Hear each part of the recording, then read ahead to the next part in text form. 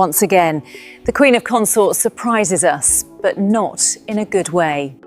The decision arrived without ceremony, warning, or room for negotiation. Prince William had approved an order removing Meghan from all future state events after palace officials confirmed a serious breach of royal protocol.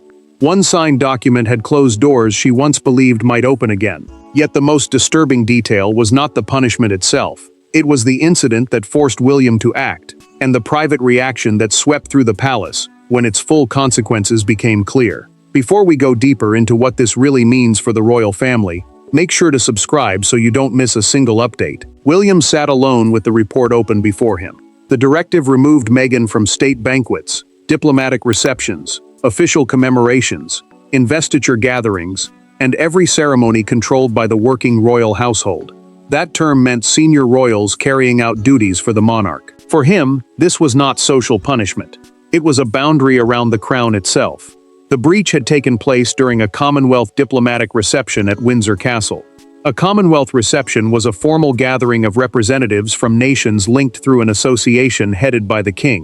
Meghan had entered a restricted receiving line without authorization, stepped ahead of Catherine in the order of precedence, and moved toward introductions reserved for working senior royals. That order determined who stood, entered, and greeted guests first, breaking it before diplomats created confusion far beyond hurt feelings. William reread the paragraph describing the disruption. Diplomats had hesitated. Security officers had exchanged urgent instructions. Senior household staff had paused the program for several minutes while the correct sequence was restored. He placed his pen beside the document and stared at the page. The reception had been designed as a careful chance to rebuild limited trust. Instead, he felt that trust had been used against him. Meghan received the decision in private and refused to believe it was permanent.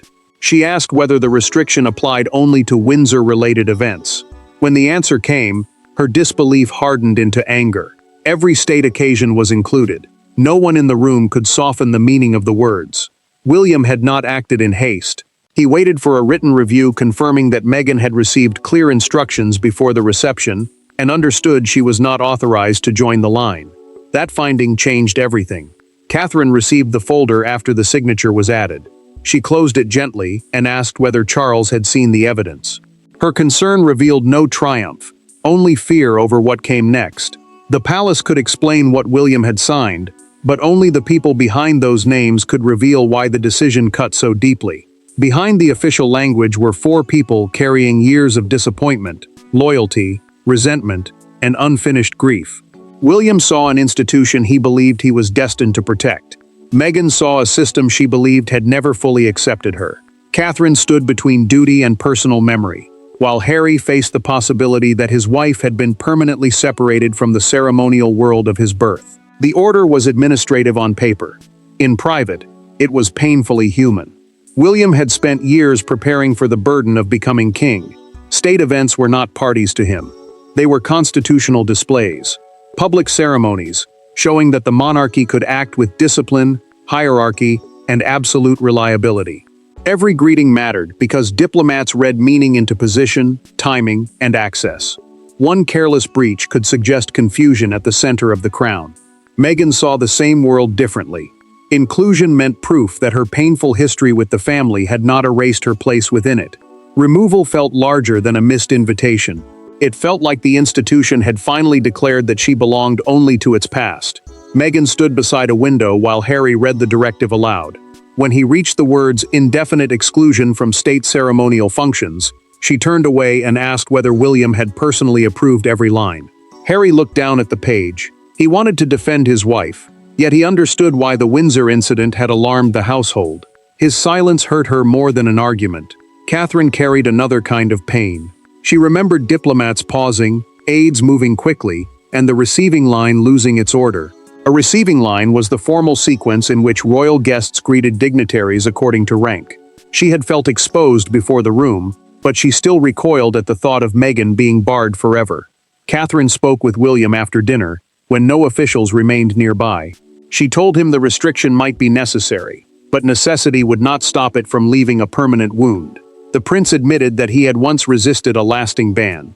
Before Windsor, he supported controlled invitations, written conditions, and limited participation. The truth made his decision heavier.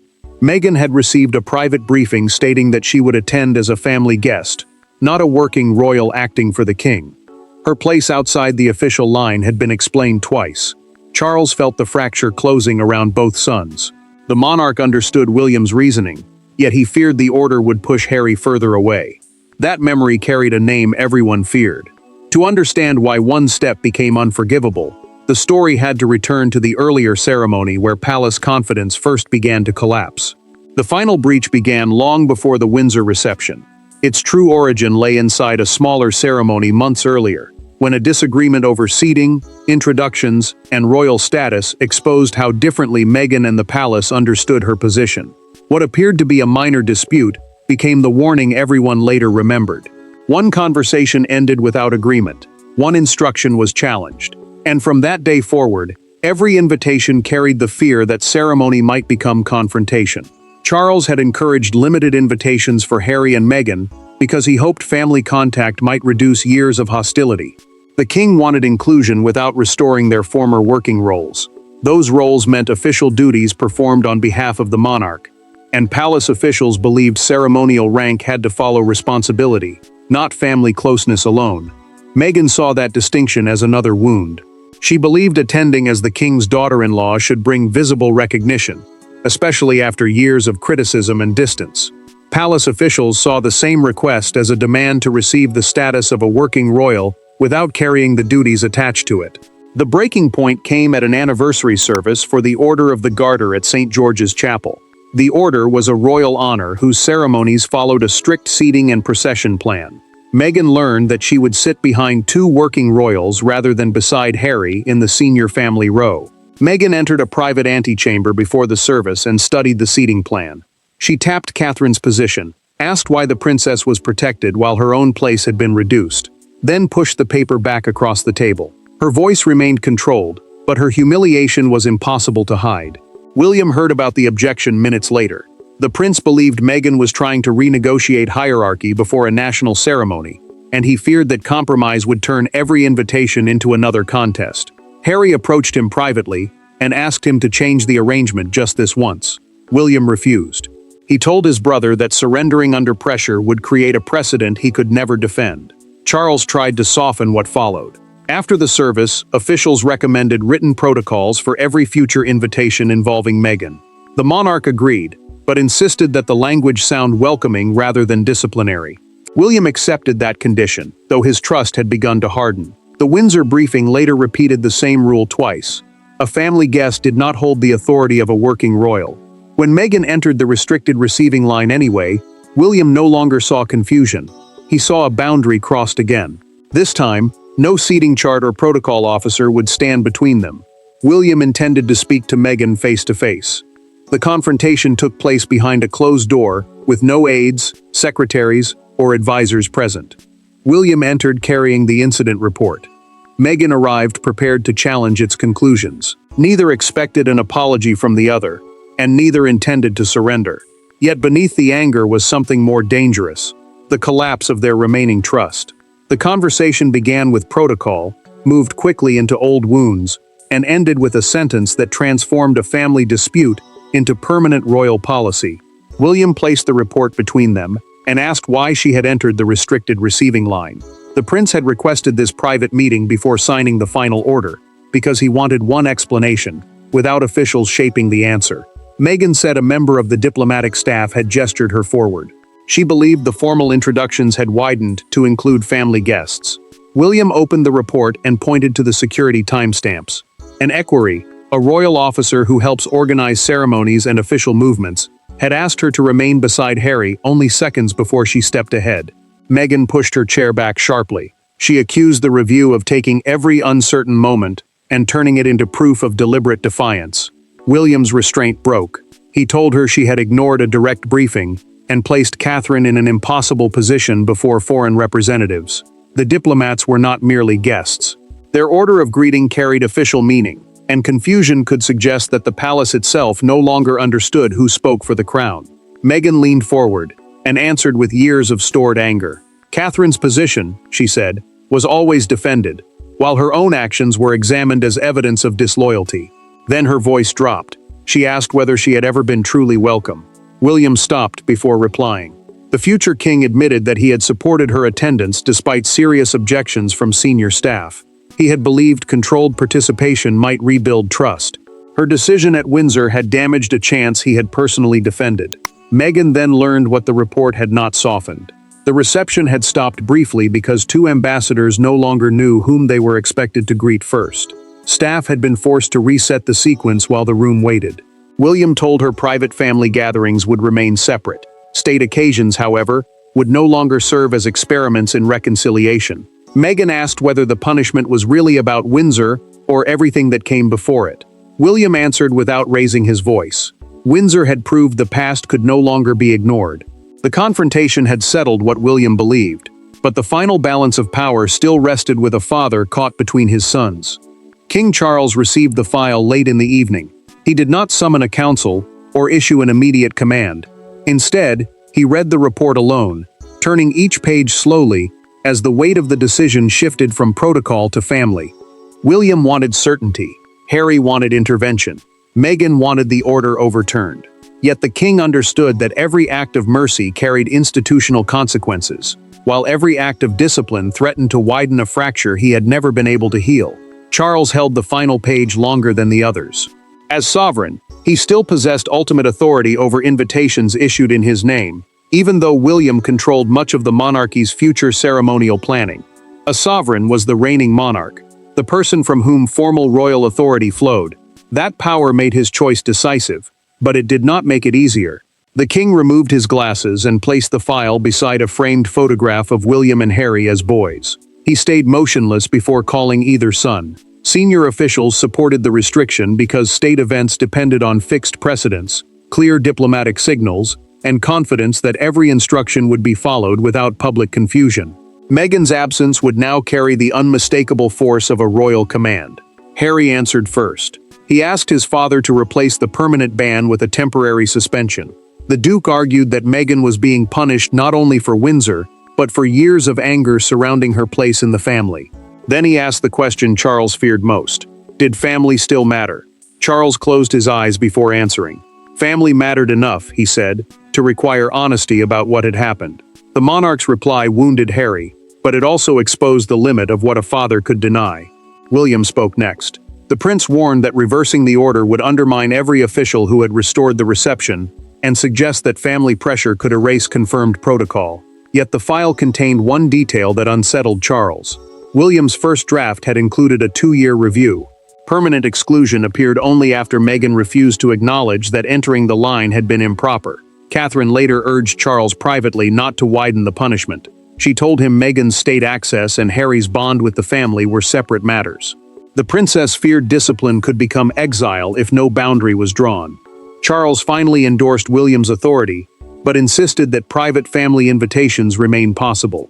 The king signed with an unsteady hand. William had secured the backing he needed, yet neither man felt victorious. The signatures were now complete, and the decision moved from a private file into calendars, guest lists, and doors that would no longer open. The first consequence arrived inside an envelope Meghan never received. Preparations began for a major state banquet. Names were approved, seating plans were drafted, and invitations crossed desks inside the palace. Hers was absent. Until that moment, the order had existed as language in a document. Now it became an empty place at a table, a missing name on a list, and the unmistakable confirmation that William's decision had already begun reshaping her royal future. Meghan learned the truth when Harry received a discreet message asking whether he intended to attend alone. The banquet would honor the president of a major Commonwealth nation, and a state banquet meant a formal dinner hosted by the monarch for an important foreign leader. Palace planners had removed her from the guest list. The diplomatic reception, the ceremonial arrival, the official portrait, and the evening procession. Meghan read the message twice, then placed Harry's phone face down on the table. He asked whether she wanted him to decline immediately. She told him she did not want loyalty offered out of pity. The answer left the Duke trapped between two losses. Attending could feel like betrayal. Refusing could mean surrendering another piece of the life that had shaped him. The absence cut deeper because no public announcement was needed. Meghan knew the world would notice the empty place, and understand that the palace had closed another door. Harry blamed William for forcing the choice, yet he also knew the decision had been backed by Charles. That knowledge made his anger heavier, more personal, and harder to contain. Catherine reviewed the final seating plan and stopped at the space where a contingency place had once been held. A contingency place was a seat kept open while attendance remained uncertain. She closed the folder and asked whether Harry had decided. The princess felt no satisfaction, only a growing sense of dread. She understood that one missing name could dominate the entire evening. Palace officials prepared a neutral explanation, saying attendance was limited to working royals and invited representatives. Meghan then received the final clarification. Even if Harry attended, she could not enter any state-controlled part of the program. Charles considered inviting them to a private lunch that same week. William warned that the timing could blur the restriction and make the order look uncertain. The king hesitated, caught once again between mercy, authority, and the fear of losing Harry. Harry could no longer delay. He had to attend alone, refuse the invitation, or confront William without advisors between them. For the first time, the conflict no longer centered on Meghan's actions. It centered on what Harry was prepared to sacrifice in response. Harry did not send a lawyer, issue a statement, or ask his father to intervene again. He requested one private conversation with William, away from officials and ceremonial language. The brothers met with no institutional buffer between them, carrying decades of shared memory into a dispute neither could escape. Harry wanted the order changed. William wanted the breach acknowledged, but as the conversation unfolded, both men realized that the decision before them was no longer merely about Meghan's place at royal events. Harry asked to meet in a sitting room at Kensington Palace, rather than decline the state banquet immediately. Kensington Palace was a royal residence containing homes and working offices for members of the family. He wanted no advisors present, no prepared language, and no record standing between two brothers who had once trusted each other.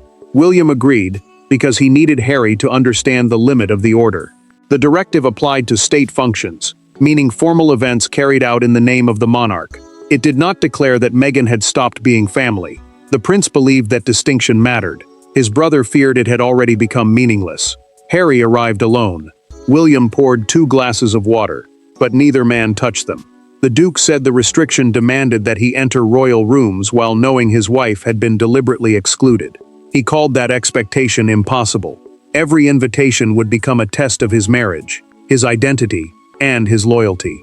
William answered that devotion to Meghan could not require the monarchy to pretend Windsor had never happened. His anger rose, then weakened. He admitted that he did not want to lose Harry. The future king had defended an institution, but he could feel his brother slipping further beyond its reach. Harry's frustration gave way to grief. He asked whether William remembered their promise never to let royal machinery divide them. That phrase meant the network of rules, offices, and advisors surrounding the crown. The prince remembered. His silence confirmed it. William then offered one path back. Meghan could provide a private written acknowledgement, accepting that she had entered the receiving line against her briefing. Harry refused. He revealed privately that she would never sign words that might later be displayed as a confession or used to shame her. Harry made his choice. He would not attend the banquet, but he would not attack William publicly. The prince accepted the decision without argument. Before his brother left, he said the private family door remained open, even though the state entrance did not. The brothers left without reconciliation, but the silence they preserved was about to be broken by the outside world. The public did not see the signed directive, the private confrontation, or the brothers' final conversation. It saw an absence. When the state banquet began, one unoccupied place in the extended family arrangement became the image through which the entire conflict was understood. Broadcasters questioned it. Newspapers magnified it. Crowds debated it outside palace gates. Within hours, a private protocol decision had become a national argument about duty, punishment, family loyalty, and who still belonged inside the monarchy. Silence made the absence louder. Neither Meghan nor Harry attended, despite earlier expectations that one of them might appear. Buckingham Palace released a brief statement saying the guest list reflected the requirements of the state visit, and that private family arrangements would not be discussed. A state visit was an official program welcoming a foreign leader on behalf of the country, which meant the evening was supposed to project unity, discipline, and national confidence. Mourning brought the image the palace had feared. A fictional newspaper placed the banquet table across its front page beneath the headline, "The Empty Place," then asked whether royal reconciliation had finally ended. Outside Buckingham Palace, a veteran correspondent told a live audience that the absence was not a scheduling decision, but a visible boundary drawn around the crown. Crowds gathered near the railings as the arrivals began. Some spectators praised William for defending protocol. Others held handwritten signs asking the family to reconcile before the damage became permanent. The prince had wanted to protect ceremony from controversy, yet the restriction now threatened to overshadow the diplomatic guest the banquet was meant to honor. Meghan watched the coverage in private. Commentators debated her motives, replayed old disputes, and reconstructed the Windsor receiving line minute by minute without hearing her explanation. She switched off the television when one presenter described her step forward as the moment palace trust finally died. Harry remained beside her, angry that silence had allowed strangers to tell the story for them. William saw the same broadcasts before the banquet procession. Catherine noticed the tension in his face, straightened his cuff, and told him that responsibility did not always feel like certainty. The princess understood that his decision could be necessary and still leave suffering behind. Pressure mounted for the palace to release the incident report. Officials refused, fearing publication would deepen Meghan's humiliation and expose security procedures. Supporters called the order discipline. Critics called permanent exclusion excessive. Now William faced one last choice: retreat under pressure, or defend the boundary he had drawn. The world had delivered its judgment loudly, but the final verdict belonged to the people who had lived through the breach and paid its personal cost. In the end, there was no dramatic reversal. William did not withdraw the order. Meghan did not offer the acknowledgement he required, and Harry did not return alone to the state ceremonies from which his wife had been excluded. The monarchy preserved its rules, but preservation came at a deeply personal cost. What began with one forbidden step into a diplomatic receiving line concluded with a permanent boundary between family membership and royal duty, leaving every person involved changed by the choice.